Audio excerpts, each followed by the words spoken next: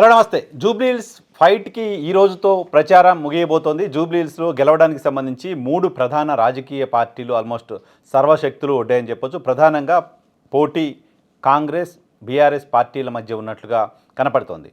Bharatiya Janata party మా plan మాకుంది. ఆ 2 పార్టీలు కాకుండా ప్రజలు మాకే ఓటు వేయబోతున్నారు అంటూ భారతీయ జనతా పార్టీ కూడా విజయంపై ధీమా వ్యక్తం చేస్తోంది. కాంగ్రెస్ పార్టీకి ఈ ఎన్నికల్లో గెలవడం అత్యవసరం, ప్రధానంగా ముఖ్యమంత్రి రేవంత్ రెడ్డికి. ఈ ఎన్నికల్లో గెలవడం అంతే అవసరం, ఆ మాటకొస్తే అంతకంటే ఎక్కువ అవసరం బీఆర్ఎస్ పార్టీ వర్కింగ్ ప్రెసిడెంట్ కేటీఆర్కి. ఈ ఎన్నికల్లో గెలవడం ద్వారా తాను అధ్యక్షుడైన తర్వాత జరిగిన మొదటి ఎన్నికలో బాగా పర్ఫామ్ చేశామనే పేరు తెచ్చుకోవాలని భారతీయ జనతా పార్టీ రాష్ట్ర అధ్యక్షుడు ఎన్ రామచంద్రరావు ప్రయత్నం చేస్తున్నారు. సో 3 వైపుల నుంచి ప్రయత్నాలు చాలా సీరియస్గా జరిగాయి. ఇది సిట్టింగ్ బీఆర్ఎస్ స్థానం. సిట్టింగ్ బీఆర్ఎస్ ఎమ్మెల్యేగా ఉన్న మాగంటి గోపీనాథ్ మృతితో ఖాళీ అయిన స్థానం. ఆ స్థానంలో బీఆర్ఎస్ పార్టీ నుంచి ఆయన సతీమణి పోటీ చేస్తున్నారు. మరోవైపు కాంగ్రెస్ పార్టీ నుంచి నవీన్ యాదవ్, అలాగే భారతీయ జనతా పార్టీ నుంచి దీపక్ రెడ్డి పోటీ చేస్తున్నారు. దీపక్ రెడ్డి గత ఎన్నికల్లో కూడా జూబ్లీహిల్స్ నుంచి భారతీయ జనతా పార్టీ అభ్యర్థిగా పోటీ చేసి దాదాపు 28,000 ఓట్లు ఆయన సాధించారు. నవీన్ యాదవ్ గతంలో 2 సార్లు జూబ్లీహిల్స్ నుంచి ఒకసారి ఇండిపెండెంట్గా, మరోసారి ఎంఐఎం అభ్యర్థిగా పోటీ చేసిన చరిత్ర ఉంది. సునీత భర్త 3 సార్లు జూబ్లీహిల్స్ నుంచి ఎమ్మెల్యేగా విజయం సాధించారు. ఇప్పుడు ఆమె పోటీ చేస్తున్నారు. సో ఈ ఎన్నికలో కాంగ్రెస్ పార్టీ ప్రధానంగా మాకు ఓటేస్తే జూబ్లీహిల్స్ని అభివృద్ధి చేస్తాం, జూబ్లీహిల్స్ నియోజకవర్గం అభివృద్ధికి దూరంగా ఉంది, జూబ్లీహిల్స్లో రోడ్లు లేవు, నల్లాలు లేవు, మోరీలు సరిగా లేవు, సో చాలా ఇబ్బందులు పడుతున్నారు ఇక్కడ ప్రజలు, కాబట్టి ఇక్కడ ప్రజలు మాకు ఓటేస్తే ఈ ప్రాంతం అభివృద్ధిపైన దృష్టి పెడతామంటూ కాంగ్రెస్ పార్టీ ప్రధానంగా క్యాంపెయిన్ చేస్తూ వచ్చింది. కాంగ్రెస్ పార్టీ క్యాంపెయిన్ని నవీన్ యాదవ్ ఒంటరిగానే మొత్తం క్యాంపెయిన్ అంతా చేస్తున్నట్లు కనిపించింది. చివరి 4-5 రోజుల్లో, చివరి వారం రోజుల్లో ముఖ్యమంత్రి నియోజకవర్గం పైన కాన్సన్ట్రేట్ చేసి ఆల్మోస్ట్ అన్ని డివిజన్లలోనూ ముఖ్యమంత్రి క్యాంపెయిన్ చేశారు. ఓ ముఖ్యమంత్రి అసెంబ్లీ ఉప ఎన్నిక జరుగుతున్న సందర్భంగా ఇన్ని రోజుల పాటు సమయం ఇచ్చి ఇన్ని మీటింగ్లు పెట్టడం అనేది చాలా అరుదుగా జరుగుతుంటుంది. తెలుగు రాష్ట్రాల్లో మొదటిసారి జరిగింది. రేవంత్ రెడ్డికి ఈ ఎన్నిక ఎంత ప్రతిష్టాత్మకం అని చెప్పడానికి ఇది ఒక ఉదాహరణ. అంతేకాదు అన్ని సామాజిక వర్గాలకు సంబంధించిన వాళ్ళని, రకరకాల సామాజిక వర్గాలకు సంబంధించిన వాళ్ళతో ప్రత్యేకంగా ముఖ్యమంత్రి సమావేశం కావడం, వాళ్ళ మద్దతును కావాలని కోరడం కూడా మనం మొదటిసారి చూడొచ్చు. ముఖ్యమంత్రి స్థాయిలో కుల సంఘాలను పిలిచి మాట్లాడి వాళ్ళ మద్దతు తీసుకునే ప్రయత్నం చేయడం కూడా.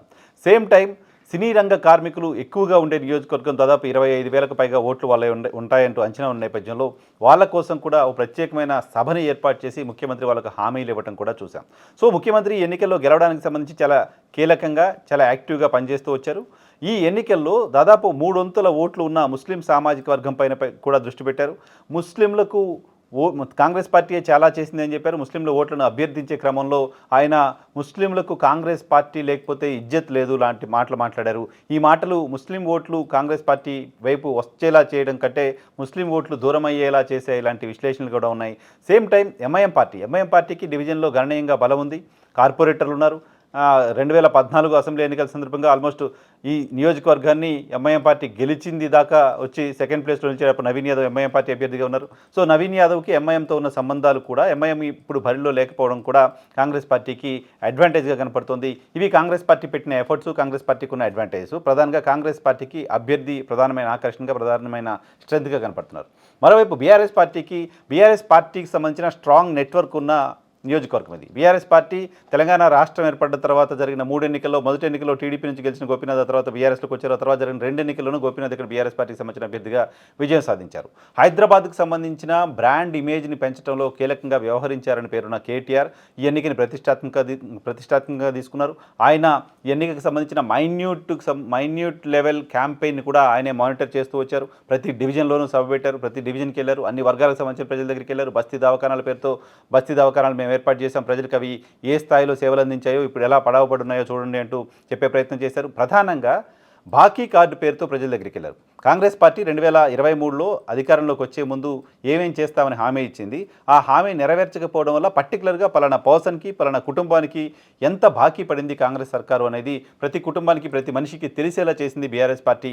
బాకీ కార్డు పేరుతో ప్రజలకు కాంగ్రెస్ పార్టీ ఎంత బాకీ ఉంది అనేది చెప్పే ప్రయత్నం చేసింది. హైదరాబాద్ మొత్తం బ్రాండ్ ఇమేజ్కి ఇబ్బందికరంగా మారిన, హైదరాబాద్లో రియల్ ఎస్టేట్ రంగాన్ని డ్యామేజ్ చేసింది అని పేరున్న హైడ్రాని కూడా ఒక ఎలక్షన్ ఎజెండాగా చేయడంలో బీఆర్ఎస్ పార్టీ చాలా కీలకంగా వ్యవహరించింది. హైడ్రాని ఆల్మోస్ట్ ఎజెండాగా చేయగలిగింది అని చెప్పొచ్చు. ఒకవైపు బాకీ కార్డ్, మరోవైపు హైడ్రా, మరోవైపు తాము అధికారంలో ఉన్నప్పుడు హైదరాబాద్ అభివృద్ధికి ఏం చేశామనేవి వీటిని ఎక్కువగా ప్రజల్లోకి తీసుకెళ్లే ప్రయత్నం చేసింది. దాంతోపాటు కాంగ్రెస్ పార్టీకి అభ్యర్థి బలంగా ఉన్నారు లాంటి ఒక స్పెక్యులేషన్ ఉన్న నేపథ్యంలో కాంగ్రెస్ పార్టీకి సంబంధించిన అభ్యర్థి కుటుంబం పైన, ఆయన చరిత్ర పైన కూడా అటాక్ చేస్తూ వచ్చింది బీఆర్ఎస్ పార్టీ.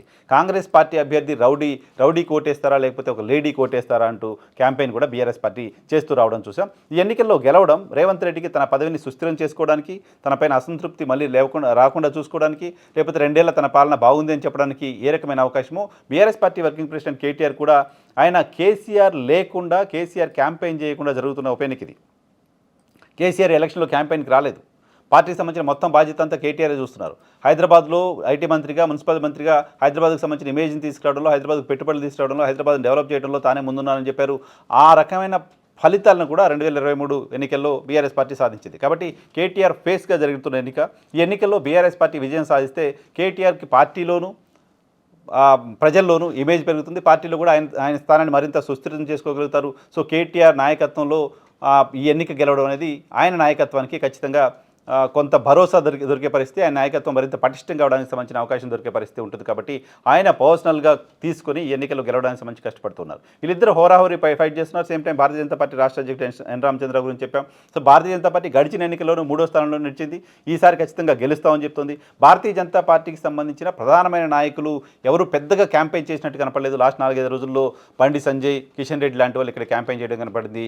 ప్రతి ఇంటికి, ప్రతి గల్లీకి ఎన్ రామచంద్రరావు మాత్రం తిరిగి ఓట్లు అభ్యర్థించడం చూశాం. కిషన్ రెడ్డికి కూడా ప్రతిష్టాత్మకం ఎన్ రామచంద్రరావు కంటే ఎక్కువ. ఎందుకంటే కిషన్ రెడ్డి ప్రాతినిధ్యం వహిస్తున్న సికింద్రాబాద్ లోక్సభ పరిధిలో ఉంటుంది జూబ్లీహిల్స్ నియోజకవర్గం. కాబట్టి తన నియోజకవర్గంలో, తన పార్లమెంట్ నియోజకవర్గంలో జరుగుతున్న ఉప ఎన్నికలో బీజేపీ గెలవడం విషయం పక్కన పెడితే బాగా పర్ఫామ్ చేయకపోయినా కూడా అది రాజకీయంగా కిషన్ రెడ్డికి ఇబ్బందిగా ఉంటుంది. కాబట్టి ఆయన కూడా ప్రతిష్టాత్మకంగా తీసుకొని ఎన్నికల్లో క్యాంపెయిన్ చేస్తూ వచ్చారు. బీఆర్ఎస్ ఎజెండా ఏంటి, ఏం చెప్పిందో చెప్పాను.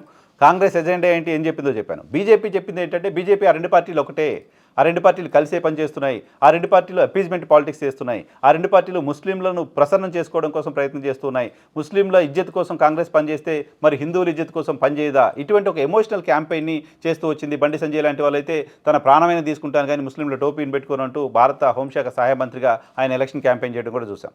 తమ ట్రంప్ కార్డ్ అయిన ఎమోషన్ని వాడుకుని ఓట్లు తెచ్చుకునే ప్రయత్నం, ఓట్లను సాధించే ప్రయత్నం భారతీయ జనతా పార్టీ చేయడం కనిపించింది. సో 3 పార్టీలు కూడా హోరాహోరీగా తమ ఎజెండాలతో ప్రజల దగ్గరికి వెళ్ళాయి. ఇక మిగిలిన కొద్ది గంటల సమయం పోల్ మేనేజ్మెంట్ పేరుతో ఒక మంచి నేమ్ పెట్టేదానికి పోల్ మేనేజ్మెంట్ అని, అది పోల్ మేనేజ్మెంట్ త్రూ మనీ. ఈ విషయం చెప్పడానికి నేను హెజిటేట్ చేయదలుచుకోలేదు. కవర్లలో పెట్టి డబ్బులు పంపకం ఆల్రెడీ స్టార్ట్ అయిపోయింది. ఎలక్షన్ వాచ్, ఎలక్షన్ అధికారులు ఏం చేస్తున్నారో తెలియదు కానీ ప్రతి ఇంటికి, ప్రతి మనిషికి ఆర్గనైజ్డ్గా పార్టీలు డబ్బులు, కవర్లు పంపే ఏర్పాటు చేస్తున్నాయి. దాన్నే పోల్ మేనేజ్మెంట్ అంటారు. ఇవాళ రేపు జరగబోతోంది. సో పోల్ మేనేజ్మెంట్ కూడా ఎన్నికల ఫలితాలని నిర్ణయించే అవకాశం ఉంటుంది. 4 రోజులుగా చేసిన క్యాంపెయిన్, మైకులు, హోరు వీటన్నిటికంటే ఎక్కువ. సో సైలెంట్గా అందే కవరు, సైలెంట్గా వచ్చే పచ్చ నోటు కూడా ఎన్నికల ఫలితాలపైన ప్రభావం చూపించే అవకాశం ఉంటుంది. సో అది ఎలా జరుగుతుంది ఏంటి అనేది కూడా చూడాల్సి ఉంది.